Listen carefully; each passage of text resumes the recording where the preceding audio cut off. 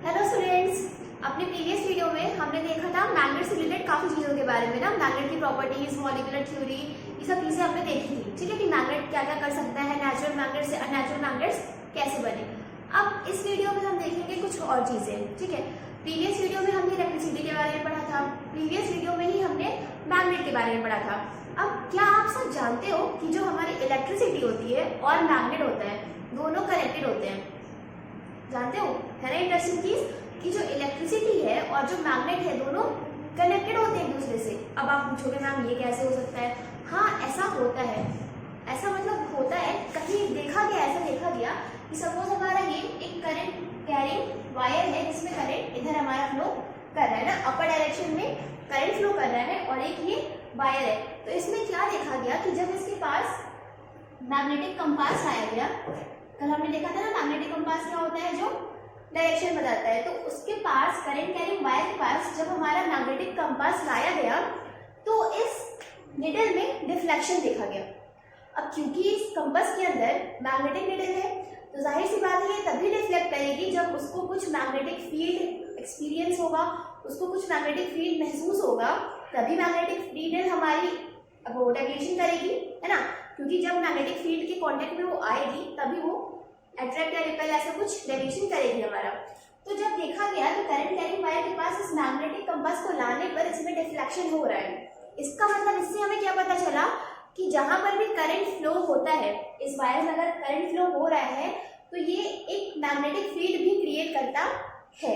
ठीक है, अब इसको पता कैसे करेंगे कि इसकी जो मैग्नेटिक फील्ड लाइंस है वो कैसी होंगी। ठीक है, तो इसके लिए एक चीज आई कि जिस डायरेक्शन में हमारा करंट फ्लो कर रहा है, जिस डायरेक्शन में हमारा करंट फ्लो कर रहा है उसके तरफ अपना हम थंब रखेंगे। ठीक है, अपना क्या रखेंगे, हम थंब रखेंगे, और बाकी हैंड का पोजीशन हमारा ऐसे रहेगा, कैसे, जैसे लाइट का बटन होता है ना, वैसे हमारा हैंड रहेगा, और हमारा थंब किधर रहेगा, जिस डायरेक्शन में करंट फ्लो कर रहा है। तो बाकी का जो हमारा पाम है वो ये बताएगा कि मैग्नेटिक फील्ड लाइंस कैसे बनेगी। अब अगर इसी वायर की बात करें तो इसमें हम क्या देख रहे हैं, करंट हमारा ऊपर फ्लो कर रहा है अपवर्ड, तो थंब हमारा अपवर्ड, बाकी का पाम कैसे मूव कर रहा है, ऐसे जा रहा है ना पाम। दैट मीन्स हमारी जो मैग्नेटिक फील्ड लाइंस रहेंगी वो कुछ इस टाइप से रहेंगी, है ना, कुछ इस टाइप से हमारी मैग्नेटिक फील्ड लाइंस रहेंगी, और ये सर्कुलर फॉर्म में बन रही है। ये कैसे सर्कल्स है, कॉन्सेंट्रिक सर्कल्स होंगे हमारे। ये सर्कल्स कैसे होंगे, कॉन्सेंट्रिक। ठीक है, ये हो गई स्ट्रेट वायर की बात, जहां पे करंट अपवर्ड डायरेक्शन में है। अब अगर हम बोले डाउनवर्ड डायरेक्शन में करंट फ्लो कर रहा है तो इसकी मैग्नेटिक फील्ड लाइंस कैसे होंगी, इसकी देखो करंट ऐसे है, that means magnetic field lines ऐसे मूव करेंगी ना, इस डायरेक्शन में मूव करेंगी। ठीक है, तो ये भी कैसे मैग्नेटिक फील्ड लाइंस बनी, सर्कुलर, जो कि हमारे कॉन्सेंट्रिक सर्कल्स बन रहे हैं। ठीक है, अब अगर वायर ऐसे है और उसमें करंट हमारा ऐसे फ्लो कर रहा है, दैट मीन करंट कैसे फ्लो कर रहा है, ऐसे फ्लो कर रहा है ना, ऐसे फ्लो कर रहा है, तो उसकी मैग्नेटिक फील्ड लाइंस हम कैसे बनाएंगे, इस डायरेक्शन में, मतलब ऐसे हमारा करंट फ्लो कर रहा है। इतनी बात समझ में आ रही है? तो इस तरीके से अगर करंट कैरिंग कोई भी ऑब्जेक्ट है तो उसमें जिस डायरेक्शन में हमारा करंट फ्लो कर रहा है उससे हम पता लगा सकते हैं कि उस हिसाब से हमारी उस ऑब्जेक्ट में मैग्नेटिक फील्ड कैसे बन रही है। ठीक है, तो अब ये तो पता चला कि हाँ, जहां पर भी करंट फ्लो होता है वहां पर मैग्नेटिक फील्ड जनरेट होती है। ये कैसे पता चला, जब करंट कैरिंग वायर के पास मैग्नेट को लाया गया तो मैग्नेट में हमारा डिफ्लेक्शन देखा गया। इतनी बात ठीक है। अब ये जो प्रॉपर्टी होती है कि करंट कैरिंग वायर के पास मैग्नेट को, मतलब कोई भी करंट कैरिंग ऑब्जेक्ट है तो वो मैग्नेटिक फील्ड क्रिएट करता है, इस प्रॉपर्टी को हम बोलते क्या है, क्या बोलते हैं, क्योंकि करंट और मैग्नेट दोनों से मिलकर बना है तो इसका नाम भी दोनों से मिलकर ही बना होता है। इस प्रॉपर्टी को हम बोलते हैं इलेक्ट्रोमैग्नेटिज्म। इसको हम क्या बोलते हैं, इलेक्ट्रोमैग्नेटिज्म। ठीक है, अब ये तो बात हुई कि जब करंट फ्लो करता है तो वो मैग्नेटिक फील्ड्स क्रिएट करता है। अब उसका उल्टा भी होना चाहिए, मतलब जहां पर हमारी मैग्नेटिक फील्ड हो रही है उसकी वजह से करंट भी फ्लो करना चाहिए ना, वाइस वर्सा होना चाहिए। क्योंकि अगर करंट की वजह से मैग्नेटिक फील्ड बन रहा है तो मैग्नेटिक फील्ड की वजह से करंट भी फ्लो करना चाहिए। हाँ, ऐसा भी होता है। सपोज हम क्या कर लेते हैं, हमारे पास एक सोलेनॉइड है, ठीक है, एक सोलेनॉइड है हमारे पास, जिसको हमने गैल्वेनोमीटर से अटैच कर रखा है, ठीक है। तो पहली बात ये सोलेनॉइड क्या होता है? सोलेनॉइड एक सर्कुलर लूप ऑफ वायर होता है, ठीक है। सोलेनॉइड क्या होता है?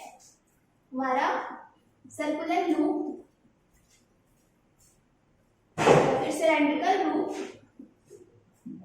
cylindrical loop of circular wire, ठीक है। ये तो हो गया हमारा सोलेनॉइड।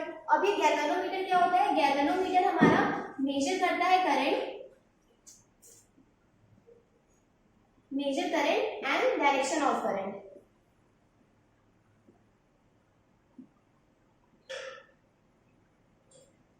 ठीक है। तो हमने क्या किया, एक सोलेनॉइड को गैल्वेनोमीटर से अटैच कर दिया, ठीक है। अब अगर इसके पास हम एक बार लेके आते हैं, ठीक है, इधर हमारा नॉर्थ पोल है, यहाँ पर हमारा साउथ पोल है, तो हम क्या नोटिस करेंगे कि जब ये दोनों रेस्ट पोजीशन पे है, ठीक है, तो गैल्वेनोमीटर में कोई भी डिफ्लेक्शन हमारा नहीं हो रहा है।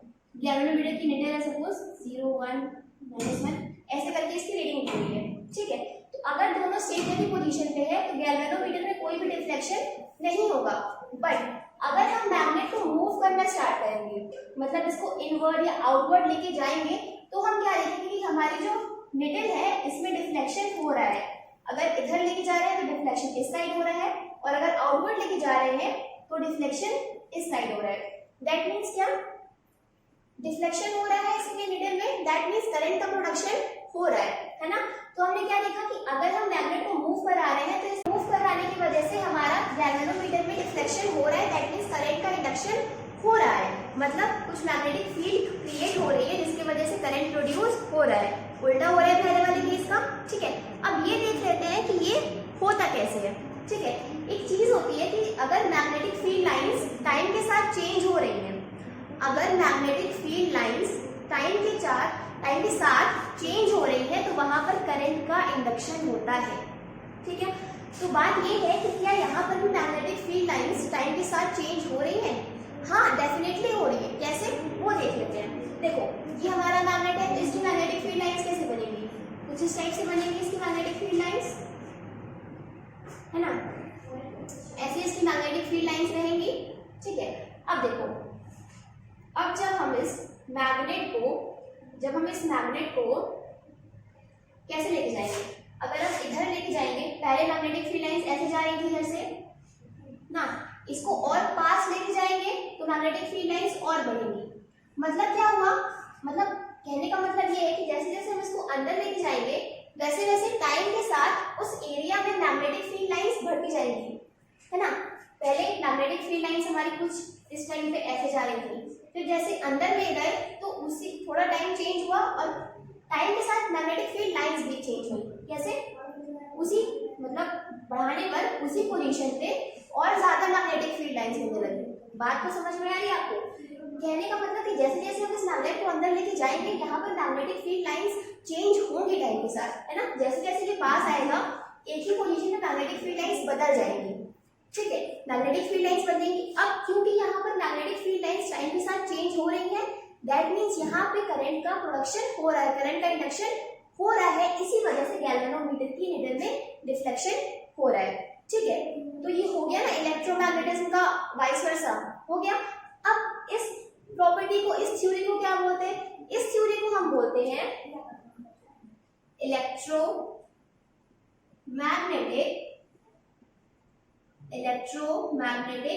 इंडक्शन, ठीक है। इसको क्या बोलते हैं?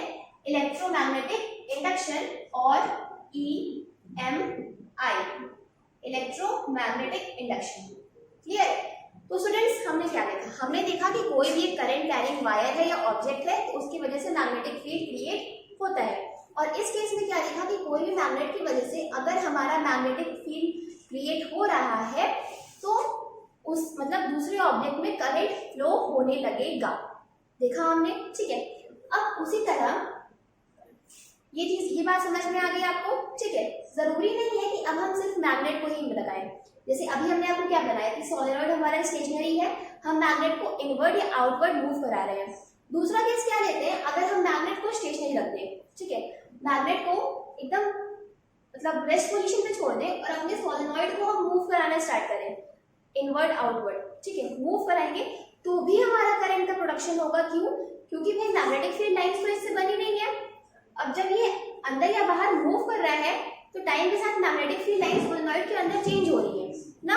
तो चाहे हम मैग्नेट को मूव कराएं सोलेनॉइड स्टेशनरी रख के, चाहे मैग्नेट स्टेशनरी रख के सोलेनॉइड को मूव कराएं, दोनों केसेस में करंट का प्रोडक्शन होगा, करंट का इंडक्शन होगा, ठीक है। इस थ्योरी को क्या बोलते हैं? Electromagnetic induction. इतनी बात क्लियर है? अब इसके लिए कुछ केसेस होना जरूरी है, या तो मैग्नेट मूव करना चाहिए या तो सोलेनॉइड मूव करना चाहिए, तभी करंट का प्रोडक्शन होगा। अगर दोनों स्टेशनरी है तो कोई करंट प्रोड्यूस नहीं होगा। हाँ, हम करंट को बढ़ा सकते हैं। कैसे? करंट को हम बढ़ा सकते हैं by increasing the number of loops. कैसे? हम करंट को कैसे बढ़ा सकते हैं? मतलब अगर कुछ उसमें करंट फ्लो हो रहा है किसी ऑब्जेक्ट में, तो उसमें हम करंट को बढ़ा सकते हैं by increasing the number of loops. अगर इस सोलेनॉइड में हम नंबर ऑफ लूप्स को बढ़ा देंगे तो करंट हमारा इंक्रीज होगा, ठीक है, क्योंकि करंट और लेंथ का रिलेशन होता है। वो आप बड़ी क्लासेस में सुनोगे तो वहां पर देखोगे कि अगर हम इसकी लूप्स बढ़ाएंगे दैट मींस लेंथ बढ़ेगा तो करंट हमारा बढ़ेगा। उसके बाद अगर हम मैग्नेट की स्ट्रेंथ बढ़ा दें by increasing the strength of magnet, अगर हम हमारे मैग्नेट की स्ट्रेंथ बढ़ा दें, मतलब अगर उसमें जितनी मैग्नेटिक फील्ड लाइंस बढ़ रही है उसकी स्ट्रेंथ बढ़ा देंगे तो और ज्यादा मैग्नेटिक फील्ड लाइंस बढ़ेगी, तब हम और ज्यादा करंट हमारा इंक्रीज हो जाएगा। और एक और कंडीशन हो सकती है करंट इंक्रीज कराने की, जो कि क्या हो सकती है? अगर हम जो हमारा मूवमेंट हो रहा है उसकी स्पीड फास्ट कर दें। कैसे? By increasing the speed of movement, ठीक है। अब ये मूवमेंट कोई भी हो सकता है, सोलेनॉइड का भी हो सकता है या फिर मैग्नेट का भी हो सकता है। तो इन कंडीशन से हम हमारे करंट को इंक्रीज कर सकते हैं। अब इतनी बातें क्लियर है, ठीक है। अब देखो, ये हमारी हो गई इलेक्ट्रोमैग्नेटिक इंडक्शन। तो अभी हमने दो चीजें देखी ना, इलेक्ट्रोमैग्नेटिज्म और इलेक्ट्रोमैग्नेटिक इंडक्शन। दोनों ही चीजें बहुत इंपॉर्टेंट है, ठीक है। अगर आपको इस टॉपिक में या इससे रिलेटेड किसी भी टॉपिक में, इस चैप्टर से रिलेटेड कोई टॉपिक हो जो आपको समझ में नहीं आया हो, कुछ भी हुआ, तो आप कमेंट बॉक्स में कमेंट कर सकते हैं, आपके डाउट्स क्लियर हो जाएंगे, ठीक है।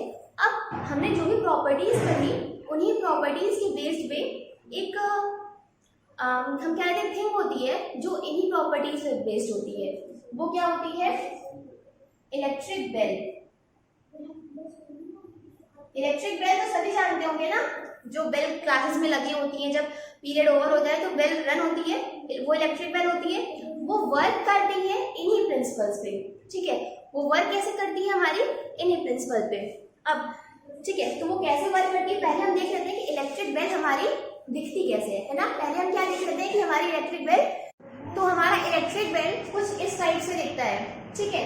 ये इलेक्ट्रोमैग्नेट की तरह ही वर्क करता है, इसमें वही सब मतलब उसी प्रिंसिपल पे हमारा इलेक्ट्रिक बेल वर्क करता है। कैसे वर्क करता है ये? कि जब इसमें हम की को जब ऑन करते हैं, जब स्विच हम ऑन करते हैं तो इसमें इलेक्ट्रिसिटी फ्लो होने लगती है। इलेक्ट्रिसिटी फ्लो होने के लिए ये सर्किट हमारा क्लोज होना चाहिए।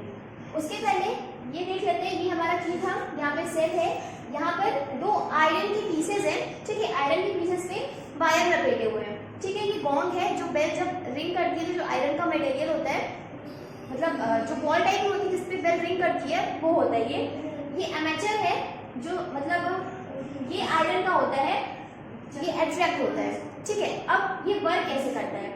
क्या होता है कि जब सर्किट हमारा क्लोज हो जाता है, मतलब जब इसमें इलेक्ट्रिसिटी फ्लो करने लगती है, इलेक्ट्रिसिटी फ्लो करेगी, दैट मीन्स इन वायर से करंट फ्लो हो रहा है, इन वायर से करंट फ्लो होगा, that means magnetic field create होगा, है ना। मैग्नेटिक फील्ड क्रिएट होगा, और ये किस चीज का बना होता है? आयरन का।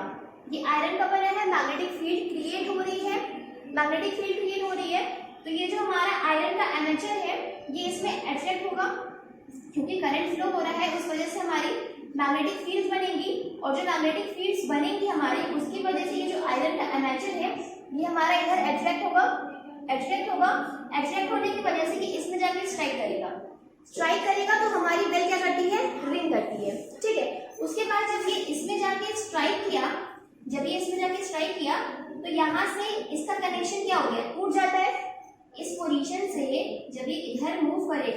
इसका पोजीशन यहाँ से टूट गया, मतलब सर्किट हमारा टूट गया, सर्किट हमारा नहीं रहा, तो इलेक्ट्रिसिटी फ्लो करना बंद कर जाएगी।